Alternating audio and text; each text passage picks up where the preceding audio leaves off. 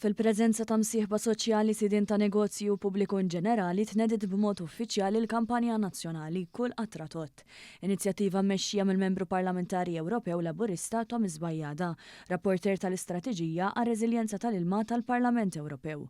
Lan ta' din l-istrateġija huwa li tinbidel il-mentalità dwar l-ilma, mhux biss bħala riżorsa imma bħala dritt uman, pilastru ekonomiku u responsabilità kollettiva. Din il-kampanja mhix biss dwar l-ilma, hija dwar id-dritt li l-familji tagħna, il-businesses u dawk kollha li jiddependu fuq l-ilma jkellhom aċċess li huwa sigur, affordabbli u li huwa tajjeb għas-saħħa pubblika. U bekk din il-kampanja ħatura li taħdem flimkien man-nies, flimkien mal-industrija, flimkien ma' dawk kollha li jiddependu mill-ilma sabiex naraw li pajjiżna dejjem ikun aħjar u verżjoni aħjar ta' dak li hu llum fejn tidħol l-ilma, l-aċċess għalih u l-affordabilità tiegħu. Għaliex fl-aħħar mill-aħħar l-ilma huwa l-ħajja u bekk kull qatra tot.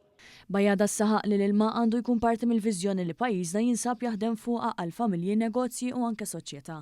Anke fid-dawl tal-isfidi bħal bidla fil-klima, id-domanda li dejjem tikber inkluż il-pressjonijiet fuq is-setturi agrikoli u industrijali. Bajjada żied jgħid li din il-kampanja hija mfassla fuq 3 pilastri ewlenin: il-kwantità, il-kwalità u l-innovazzjoni. Dawn il-pilastri se jkunu jinkoraġixxu investiment f'teknoloġiji ġodda u ġestjoni sostenibbli tal-ilma flimkien ma' diversi proposti, fosthom ilma tal-vit b'xejn f'postijiet pubbliċi u anke stabbilimenti tal-ikel.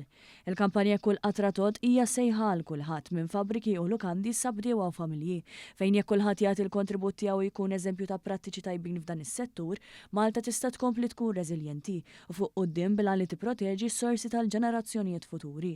Il-kampanja se tkompli matul il-bqija tas-sena b'diversi attivitajiet madwar il-pajjiż u qed titmexxa b'kollaborazzjoni ma' diversi stakeholders fosthom il-Korporazzjoni tas-Servizzi tal-Ilma u diversi mexxejja mill-industrija u s-settur privat.